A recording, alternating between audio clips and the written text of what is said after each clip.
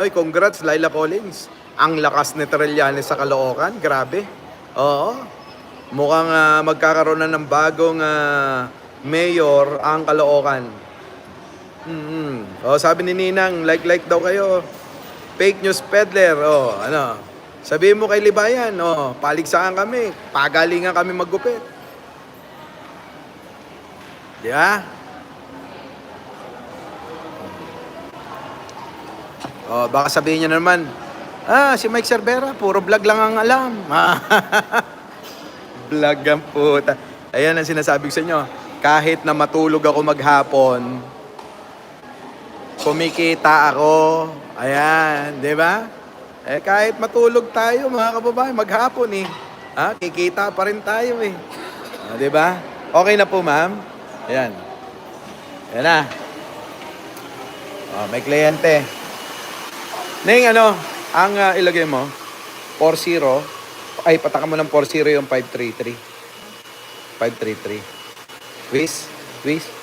Oh, ano mo na lang yung mas ha? Oo.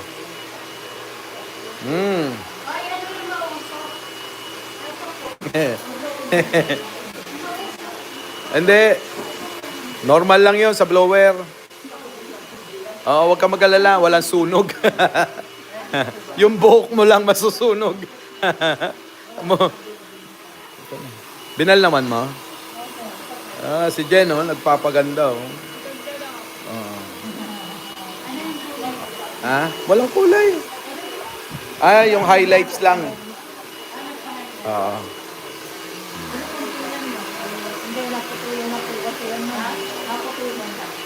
So, yun lang. Yun lang po yung billing ko po sa inyo, mga kababayan. Nandiyan na si ano to? Forfeit TV. Oo. Shoutout po, Melanie Villanueva. Opo, shoutout. Tapos na din bumoto, Dico Binoto, ang mangwalang plataforma. Yan, mga kababayan. Pansinin nyo yung plataforma ng mga kandidato. Hindi lang yung boto ng boto. Hindi porke ayaw nyo sa kay Pangulong Bongbong, buboto nyo na yung mga kalaban, ganun. Sipin nyo po, eto pa mga kababayan, nagulat nga ako kay Gadon eh. Alam nyo sabi ni Gadon, iboboto daw niya si Bongo. Nako, mga kababayan. Nagulat ako doon. Si Gadon, iboboto si Bongo. Minsan mga kababayan, may naaamoy ako eh. Opo eh, no? May naaamoy ako dyan. Bakit si Bongo?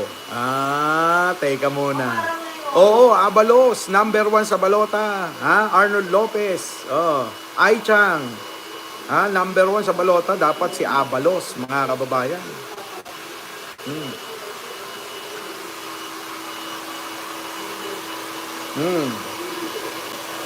Diba, no? Nakakagulat. Marilulakan, napanood nyo ba yon? Si Gadon. Abay, iboboto daw si Abalos. Iboboto si Bam Aquino. Iboboto sino? Si Pangilinan. Nako po. Oo. Magbabago pa naman daw ang isip. Slap check, hindi pa naman final. Di ba? Pero mga kababayan, huwag niyo kalimutan si Benhar. Di ba? Si Benhar lang, okay na, sapat na. Di ba? Si Heidi Mendoza, yan, pwede pa yan. Bakit kaya? Yun na nga eh. Benjamin Yap, may naaamoy ka ba? Kasi ako may naaamoy ako eh.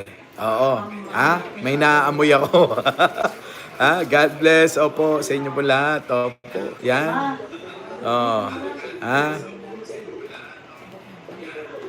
Anong oras na?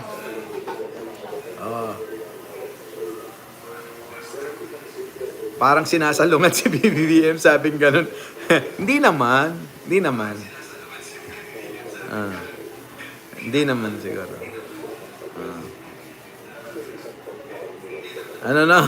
Mamaya tatalakayin natin yan, Benjamin Yap, pag uwi ko sa studio. Leticia Villamil, thank you naman po. Mami Terry. Jo, ano ba yun?